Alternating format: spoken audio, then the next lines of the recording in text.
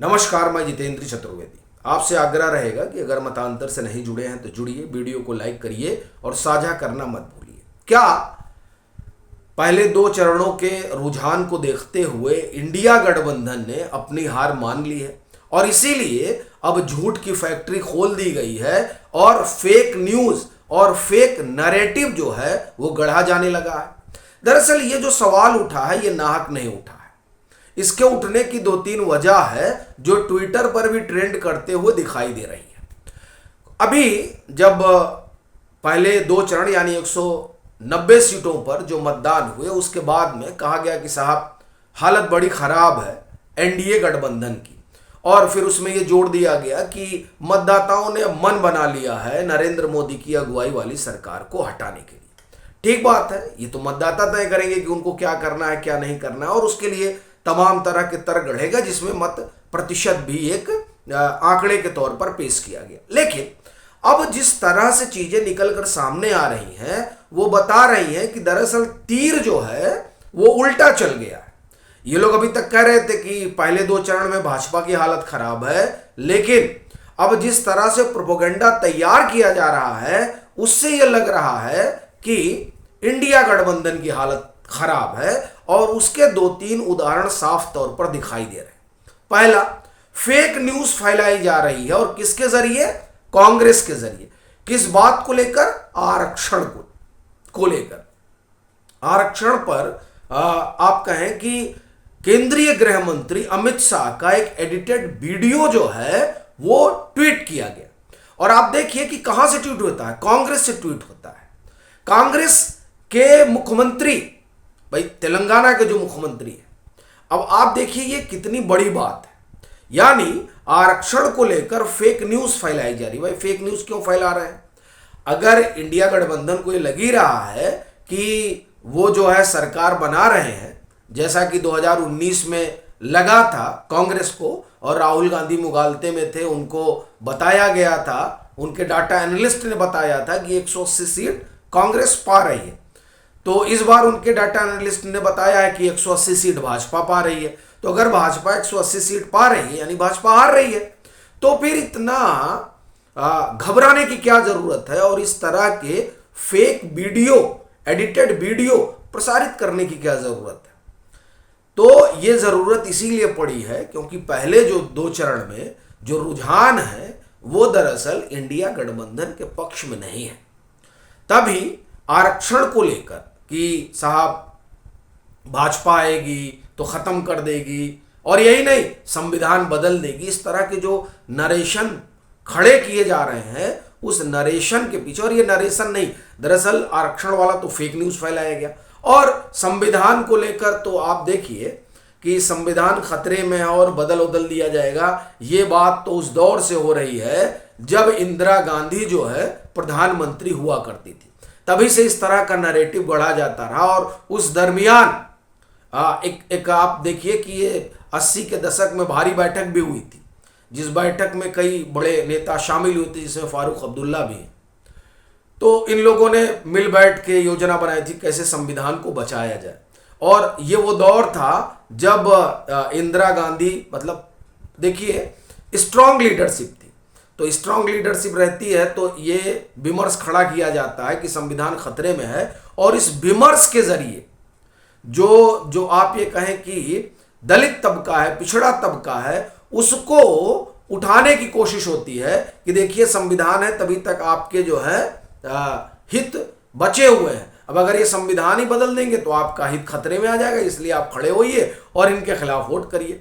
तो ये बात जो है ये आप देखिए कि इंदिरा गांधी के समय से चल रही है, लेकिन इस नैरेटिव का हासिल कुछ हुआ नहीं है।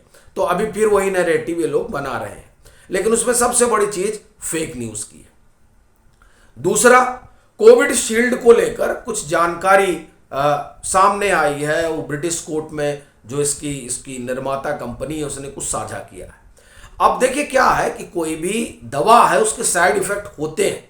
अब उस साइड इफेक्ट को लेकर आप एक तरह से कहें कि नैरेटिव गढ़ा जा रहा है, जबकि ये सीधे सीधे प्रपंच है। और अब ऐसा लग रहा है कि फाइजर और तमाम जो विदेशी कंपनियां रही जो जब कोविड का भयावह दौर था और उस समय वो चाहती थी कि उनकी वैक्सीन हिंदुस्तान में आए, और तब हिंदुस्तान ने अपने पैरों पर खड़े होने के लिए ये वैक्सीन बनाना ज़रूरी समझा और वैक्सीन बनाई।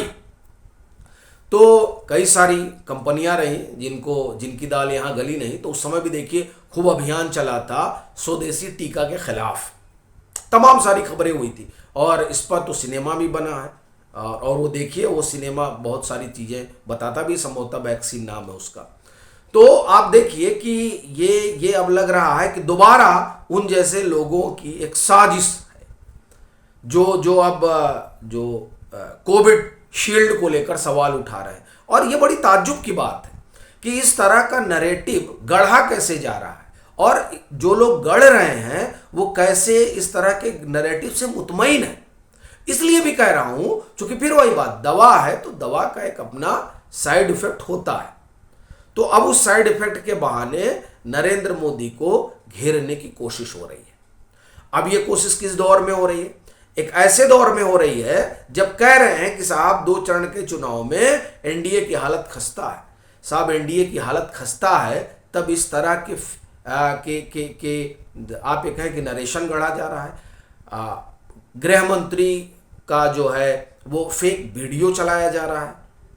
और ये तब हो रहा है जब आप यानी इंडिया गठबंधन को लग रहा है और उनका जो अपना समर्थक वर्ग है उसको ऐसा दिखाई दे रहा है कि नहीं साहब हम लोग बहुत आगे निकल गए, आप बहुत आगे निकल गए हैं, तब इस तरह की चीज़ों का सहारा लेना पड़ रहा है। वही बताता है कि दरअसल पहले 2 चरण में कहां पर ये खड़े हैं और कहां पर एनडीए खड़ी है, अन्यथा इस तरह की चीज़ों का सहारा नहीं लिया जाता। और ये देखिए इसलिए कह रहा हूं क्योंकि अभी जब दूसरे चरण का चुनाव होना था तो प्रधानमंत्री का जो बाड़मेर में भाषण हुआ, उस भाषण को के संदर्भ में कहा गया कि देखिए प्रधानमंत्री के भाषण से अब ये साफ जाहिर हो गया है कि पहले चरण में भाजपा की अगुवाई वाले गठबंधन को बड़ा झटका लगा है।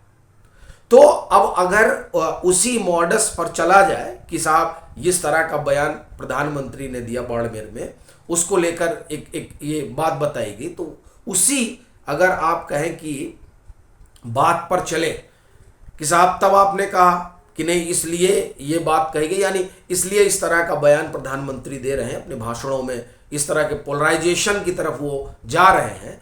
तो अभी क्या कर रहे हैं?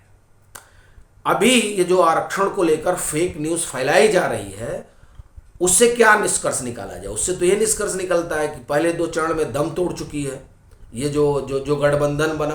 अब उस गठबंधन को लग रहा है कि साहब कम से कम आरक्षण के बारे में फेक खबर फैला के कुछ तो बटोरा जाए। एक और दूसरा कोविड के दौरान जो दुश्वारियां थी उस दुश्वारी को इसके ये जो कोविड शील्ड वाला मसला है इसको उठाकर उन दुश्वारियों को याद दिलाया जाए।